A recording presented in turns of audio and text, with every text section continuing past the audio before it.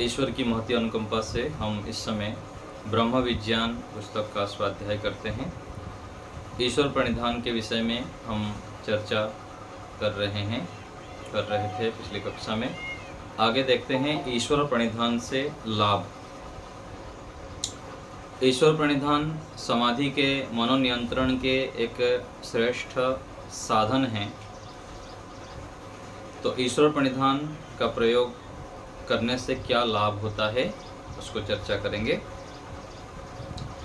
पहला है राग द्वेष आदि दुख नहीं देते। तो व्यवहार में हम राग आसक्ति से युक्त होते हैं और दूसरे द्वेष से भी युक्त हो जाते हैं, और उस राग और द्वेष के कारण हमें दुख होता है।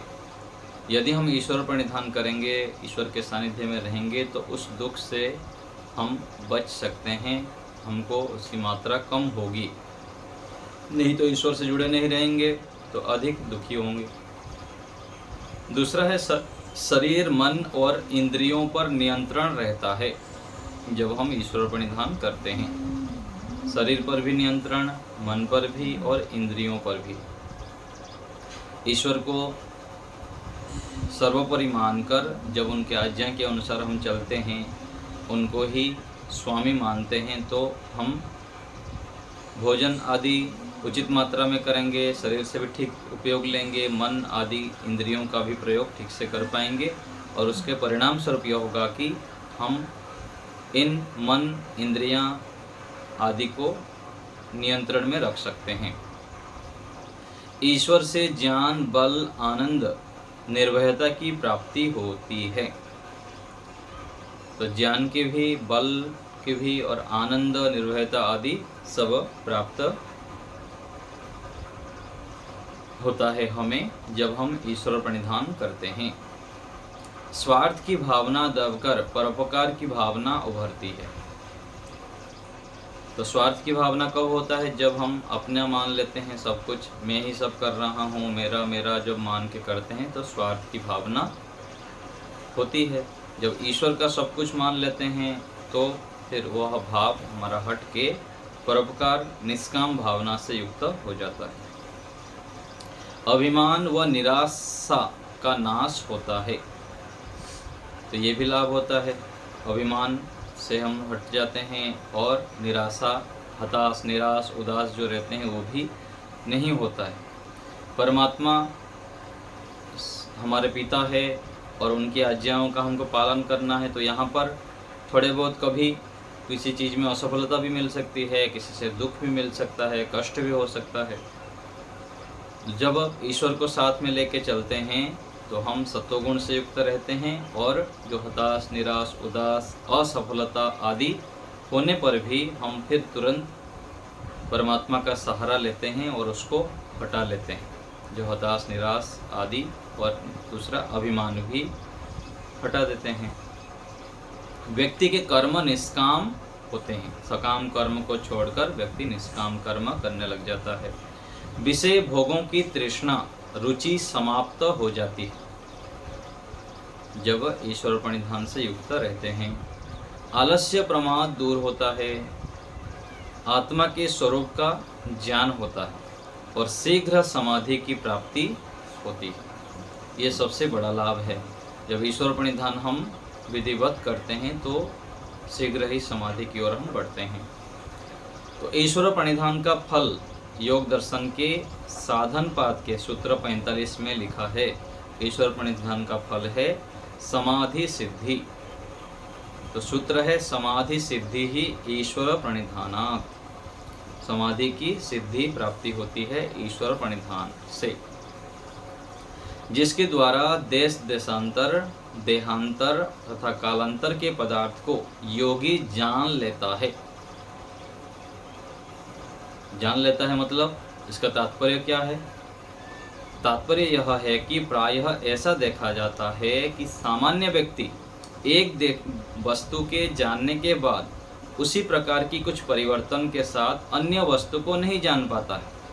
इसलिए वह एक प्रकृति के ही अन्य विभिन्न विकारों को देखकर मोहित अथवा आकृष्ट हो जाता है।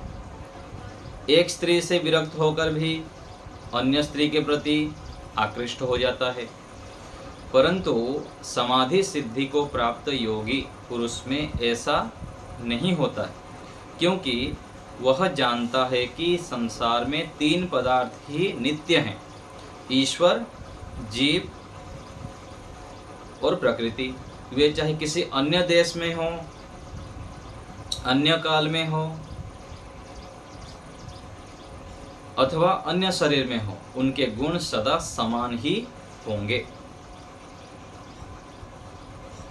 तो योगी पुरुष इन तीनों पदार्थों के यथार्थ स्वरूप को, गुण कर्म स्वभाव को जान लेता है कि कौन सी वस्तु उपादेय है, उपादेय अर्थात ग्रहण करने योग्य है, और कौन सी त्याज्य है। जैसे थोड़े बहुत आकृति और रंग भेद के सिवाय सब देश या भूखंडों पर एक ही प्रकार के मनुष्य, पशु पक्षी आदि हैं। तो एक लक्ष्य होने से योग के सभी अंगों का एक साथ ही अभ्यास क्रियान्वयन जरूरी है।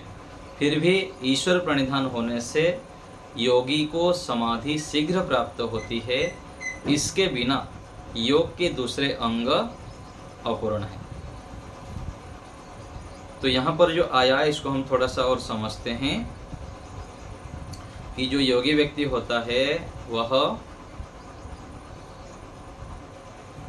देशांतर, देहांतर, कालांतर, काल अर्थात समय, तो दूसरे समय में क्या होने वाला है, दूसरे देश में क्या होने वाला है, और अन्य व्यक्ति किस प्रकार से व्यवहार करता है, वह व्यक्ति, योगी व्यक्ति जान लेता है। इसका तात्पर्य यह समझना चाहिए कि जैसे हम कुछ व्यक्तियों के साथ व्यवहार करते हैं, व्यवहार करते समय हमारा बुद्धि जब सूक्ष्म होता है तब हम व्यक्तियों के व्यवहारों को अच्छे प्रकार निरीक्षण कर पाते हैं, आकलन कर पाते हैं कि कौन व्यक्ति कैसा है।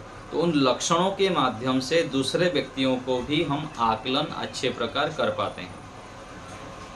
ये तो व्यक्तियों के विषय में हो गया। जब बुद्धि हमारा शुद्ध होती है और स्थिर होती, स्थिर होने से क्या होता है, हम विषयों को ठीक से जान पाते हैं और निर्णय ठीक से कर पाते हैं, परीक्षण भी ठीक से कर पाते हैं। तो एक वस्तु से हमको दुख मिला, तो दुख मिलने के कारण फिर व्यक्ति क्या करता है, जिसका बुद्धि शुद्ध नहीं है, स्थिर नहीं है, जो चंचल है, वो फिर से गलत बार बार गलती करता ही रहता है।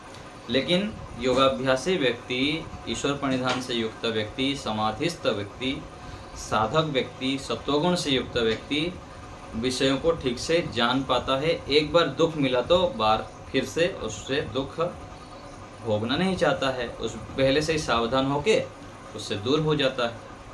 तो व्यक्तियों के विषय में भी ऐसे ही होता है, स्थान के भी विषय में, और कोई भी पदार्थ के विषय में, किसी व्यक्ति के विषय में हो, कोई भी पदार्थ हम प्रयोग करते हैं उसके विषय में। जैसे होता है कि देखिए, संसार में सत्वगुण, रजोगुण, तमोगुण हैं और मूल प्रकृति से सब कुछ बना हुआ है। और इसके कारण क्या होता है, प्रत्येक व्यक्ति में गुण भी है और दोष भी है। और उन दोषों को यदि देखेंगे तो हम गुणों से लाभ नहीं ले पाएंगे, और केवल हम यदि गुणों को ही देखेंगे तो जो दोष है उससे फिर हानि हो जाएगी हमारी। व्यक्ति के अंदर दोष भी होता है, तो हमको मस्तिष्क में बिठा के चलना है कि दोनों चीज़ हो सकता है, अच्छा भी और बुरा भी। उसके आधार पर हमें अच्छाइयों को अधिक मात्रा में देखकर उनसे लाभ लेना होता है, किसी व्यक्तियों से भी और किसी वस्तु से भी।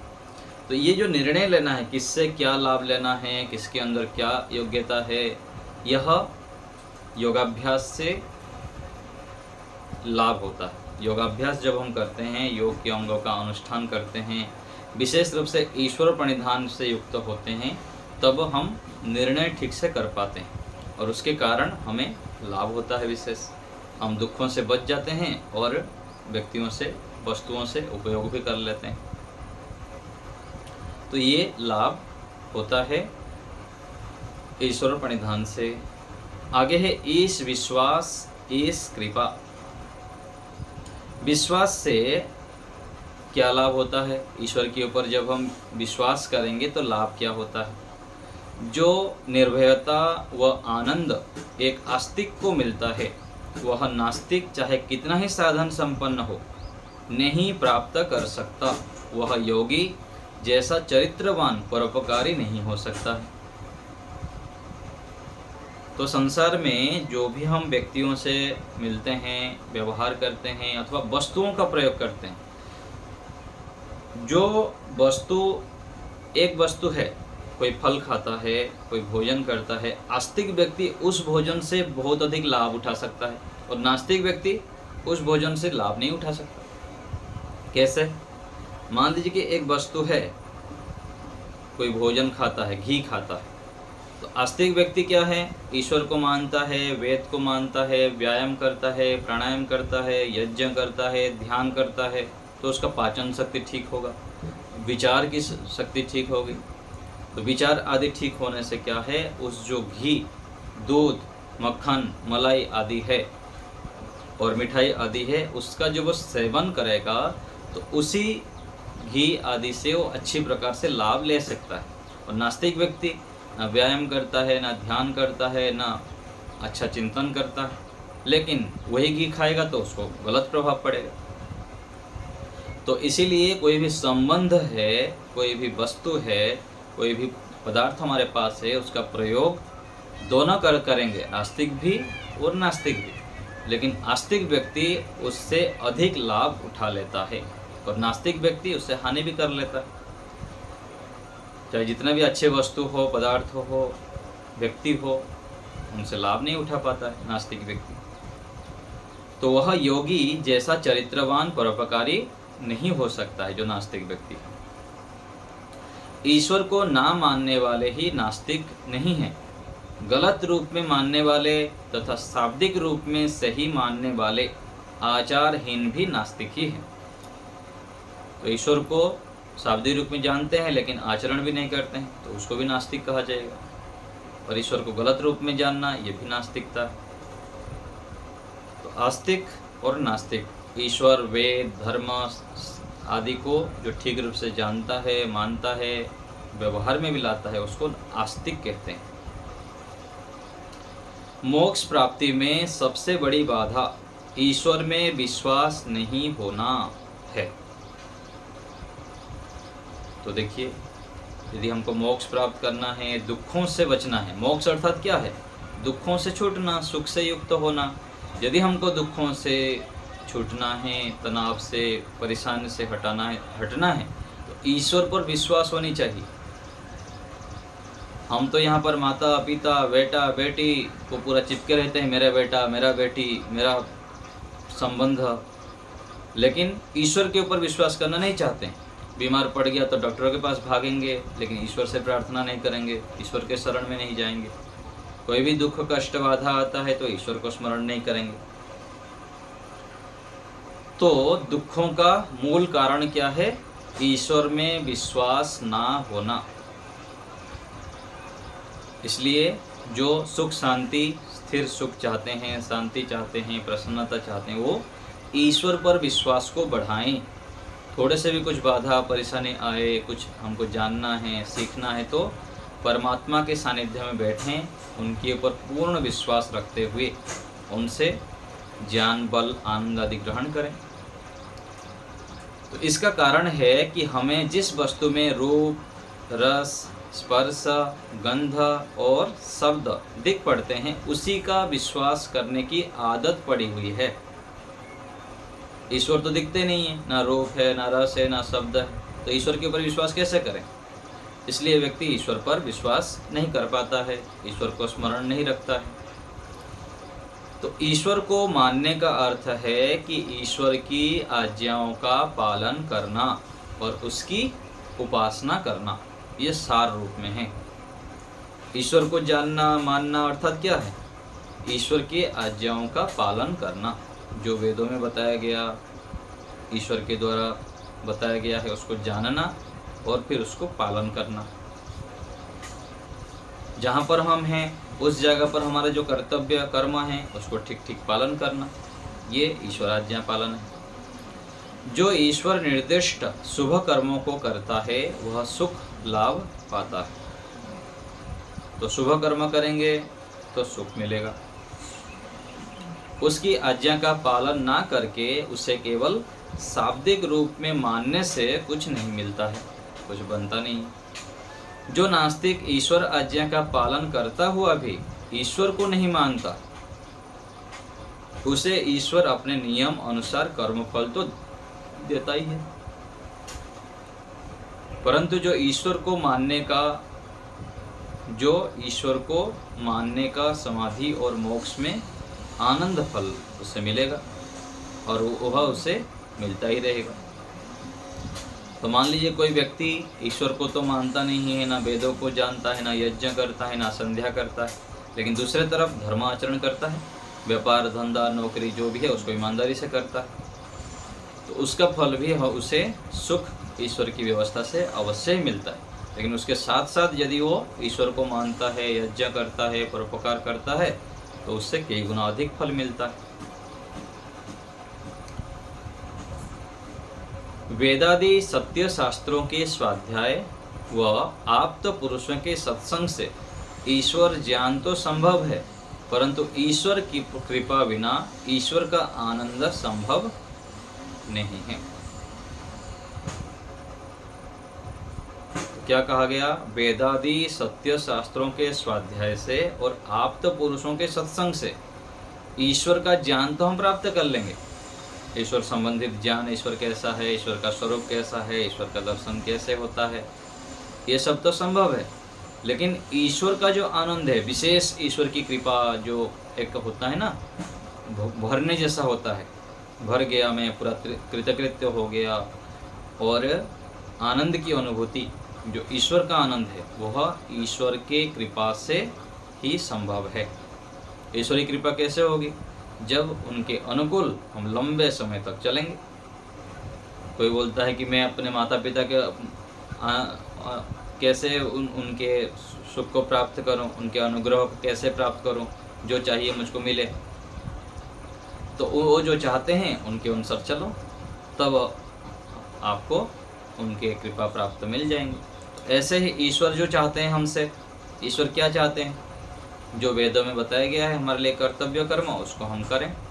यदि हम उसको करने लग जाएंगे तो ईश्वर का आनंद हमको मिलने लग जाएगा, ईश्वर की कृपा होने लग जाएगी। तो हम यदि वेदों से विरुद्ध, ईश्वर की आज्ञा से विरुद्ध आचरण करते रहेंगे तो जितना भी हम यहाँ पर ढोंग कर लें, पाखंड कर लें, दिखावा कर लें, ईश्वर का आनंद प्राप्त नहीं कर सकते।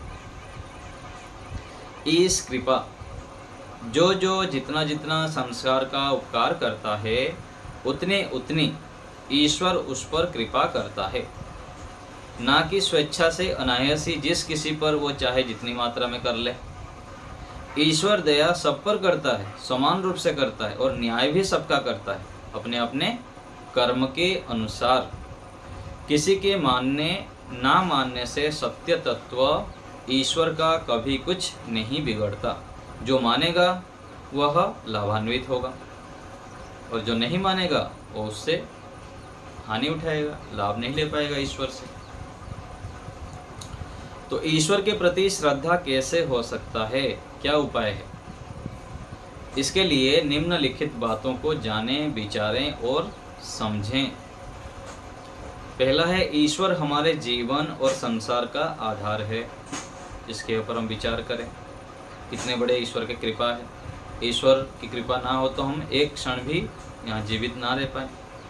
श्वास यदि बंद हो जाए, अंदर जो हमारा सारा चल रहा है गतिविधियाँ, भोजन कर रहे हैं, शौच निष्कासन हो रहा है, स्वतः ही वायु जा रहा है, कैसे हम रात को सो जाते हैं, हम तो लेट जाते हैं, नींद कैसे आती, फिर सुबह अपने आप नींद कैसे खुल जाती। तो ये सब विचार करने पर लगता है कि कितने महान उपकार है परमात्मा का हमारे ऊपर। तो ईश्वर हमारे जीवन और संसार का आधार है, वेद ज्ञान का दाता है, और अंतःकरण में प्रेरणा करता है ईश्वर।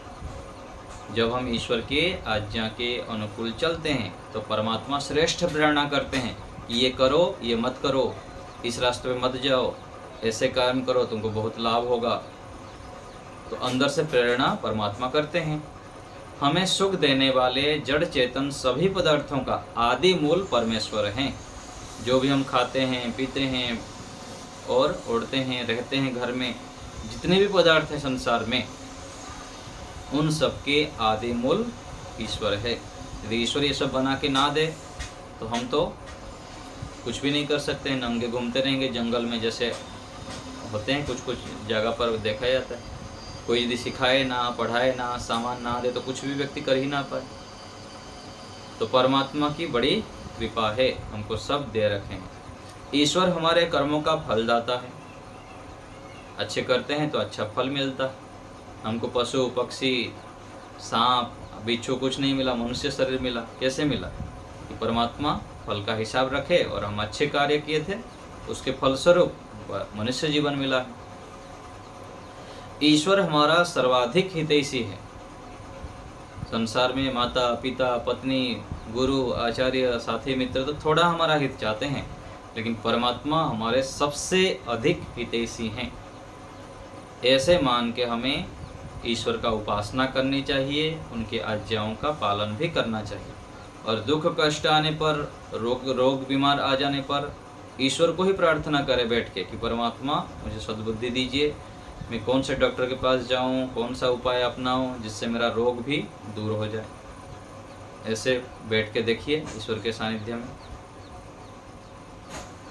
पूर्ण स्थायी सुख ईश्वर से ही मिलता है। यहाँ थोड़ा थोड़ा सुख तो मिलेगा, लेकिन स्थायी सुख तो केवल परमात्मा से ही मिलता है। ईश्वर सर्वगुण संपन्न है, जबकि जीव और प्रकृति में अनेक दोष हैं। तो सर्वगुण संपन्न को हम प्राप्त करना चाहते हैं, जिससे विशेष लाभ हो हमें। तो परमात्मा सभी गुणों से युक्त हैं, जो जो हमको चाहिए। तो उनके शरण में जाने से हमको सब फ्री में मिल जाएगा। जो चाहिए उससे बहुत अधिक मिलता है, और ये सत्य है। जब हम ईश्वर के सानिध्य में बैठेंगे तो हमको जो चाहिए रहता है। परमात्मा अंतर्यामी प्रेरक होने से हमको जितना चाहिए उससे कई गुना अधिक दे देते हैं।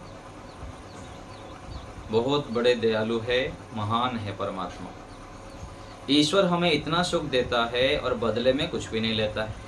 सांसारिक लोग तो कुछ भी सुख देंगे तो उसके बदले में कुछ ना कुछ आशा रखते हैं, चाहे थोड़ा भी हो तो आशा रखते ही हैं। लेकिन परमात्मा उसके बदले में कुछ नहीं चाहते हैं।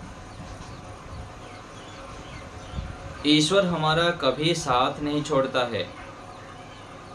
पहले भी हमारे साथ थे, अभी भी है और आगे भी रहेंगे, हमारे साथ देंगे ईश्वर।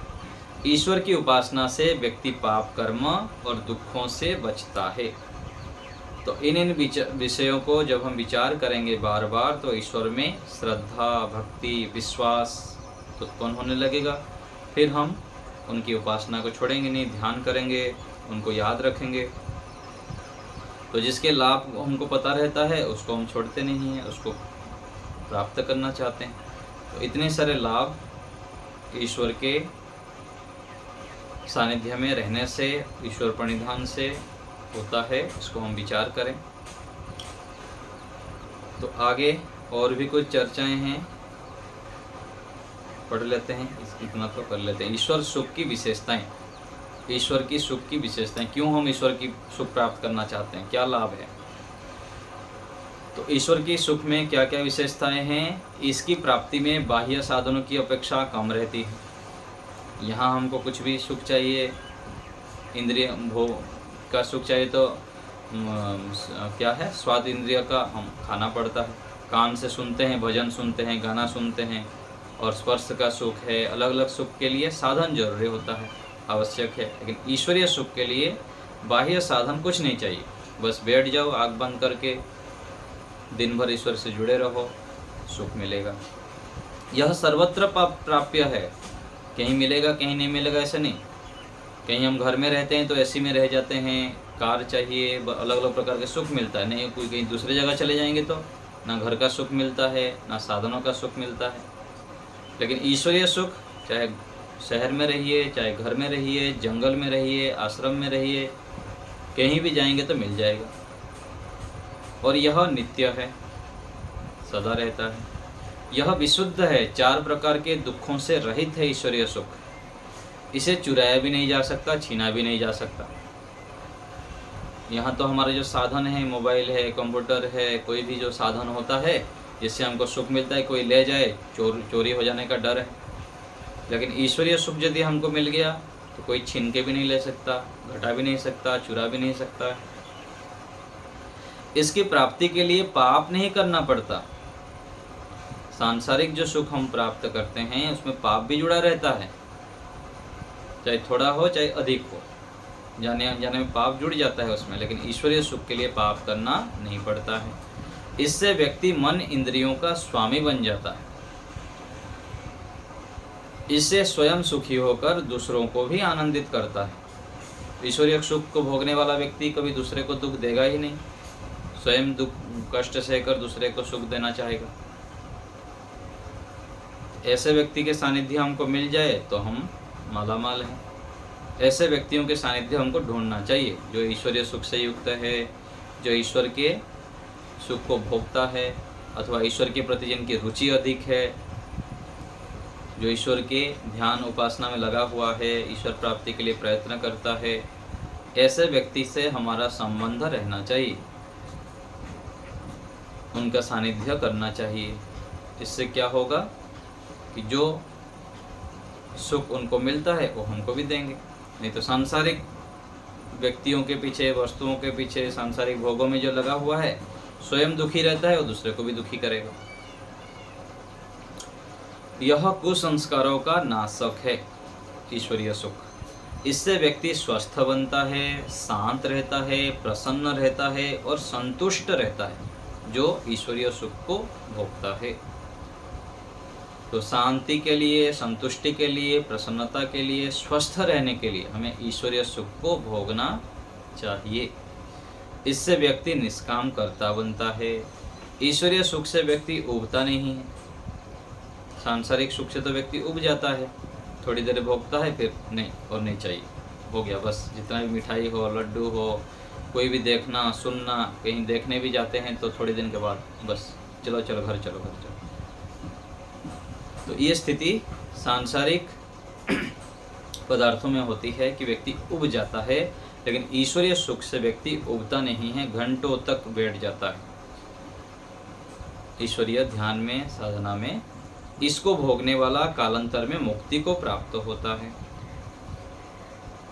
तो ये सब ईश्वर के सानिध्य में, ईश्वरीय सुख में लाभ है। तो हमें ईश्वरीय सुख भोगने के लिए अत्यंत प्रयत्न करना चाहिए, उसकी प्राप्ति के लिए प्रयत्न करना चाहिए। ईश्वरीय सुख से हम बहुत अधिक लाभान्वित होंगे। ऋषि मुनि लोग लंबे समय तक इसको भोगे और ईश्वर ने भी हमको बार बार प्रेरित करने की, आओ मेरे सानिध्य में बैठो, मेरे से लाभ लो। तो यदि हम ईश्वर को माता पिता, हमारे परम हितैषी मानेंगे तब हमें विशेष लाभ होगा। तो यहाँ सभी व्यक्तियों से, वस्तुओं से लाभ तो लेना ही है, इनके बिना काम हमारा चलता ही नहीं, किंतु सबसे अधिक प्रिय हमारा ईश्वर होना चाहिए।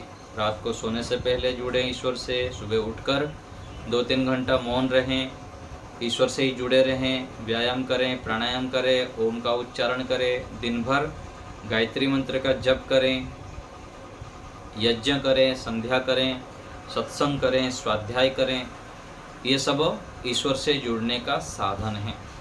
तो इन सब को यदि हम करते रहेंगे और कोई भी दुख कष्ट संकट आने पर थोड़ी देर शांत बैठकर ईश्वर से आंतरिक रूप से जुड़े कि प्रभु आप मेरे साथ हैं, मुझे देख सुन जान रहे हैं, मुझे सद्बुद्धि दीजिए, मैं क्या करूं इस स्थिति में। तो परमात्मा से जुड़ने पर, उनके सानिध्य में बैठने पर हमें विशेष लाभ होगा। तो ईश्वर प्रणिधान का विशेष महत्व यहाँ बताया गया। तो हम ईश्वर प्रणिधान का अभ्यास करें, दिन भर पढ़ते हुए, लिखते हुए, कार्य करते हुए ईश्वर मेरे साथ हैं, मुझे देख सुन जान रहे हैं, इस भावना को बनाए रखें। ऐसे करने पर हमें विशेष लाभ होगा। चलिए अभी पूछिए, किसी को कुछ पूछना हो तो।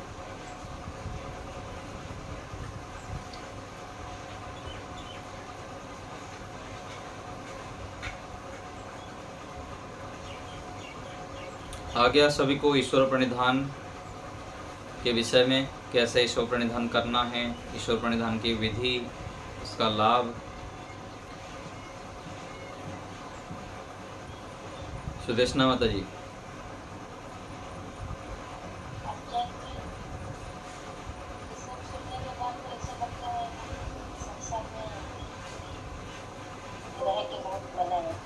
संसार में रह के संसार में तो बस चारों तरफ दुख ही दुख है। जहाँ पर भी जाना चाहते हैं वो तो दुख लगता है। और देखिए, दुख और सुख जो है ना, हमारे मानसिक स्थिति के ऊपर निर्भर करता है।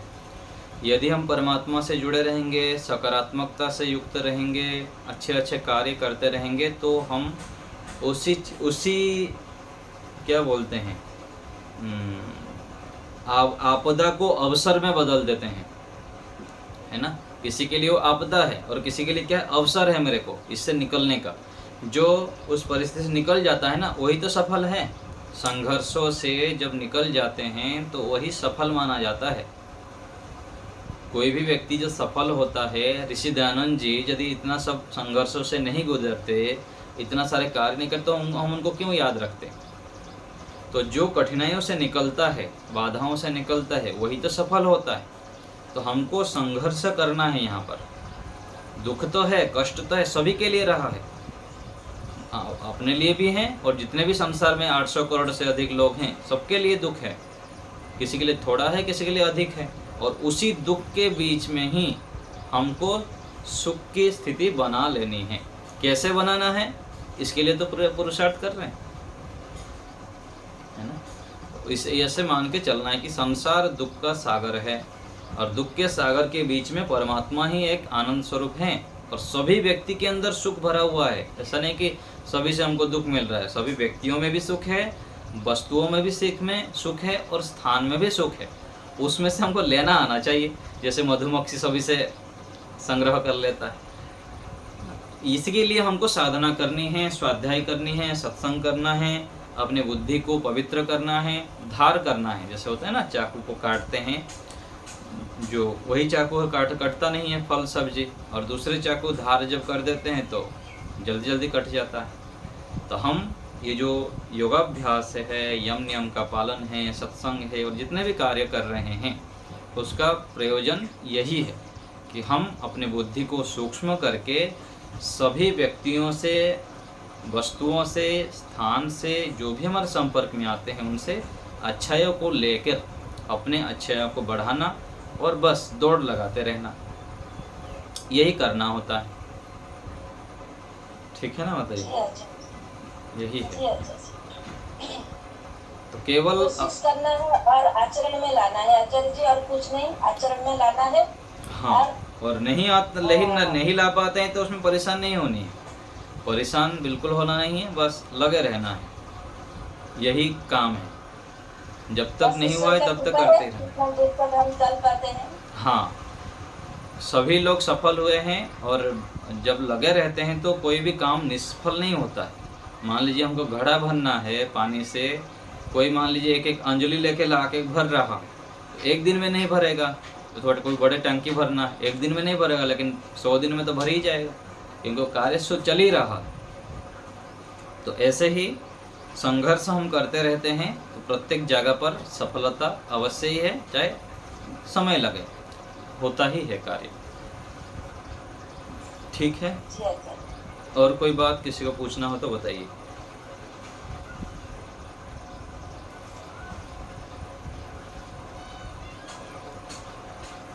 ठीक है, तो इसको सभी लोग अच्छे प्रकार से विचार कर लेंगे। जो भी ईश्वर प्रणिधान का लाभ और महत्व बताया गया, ईश्वर में श्रद्धा कैसे हो, बार बार हम जो विचार करेंगे अच्छाई के ऊपर, जो लाभ है, तो हम उससे फिर फ़ायदा उठा पाएंगे, और ईश्वर में श्रद्धा भी हमारी बढ़ती ही रहेगी।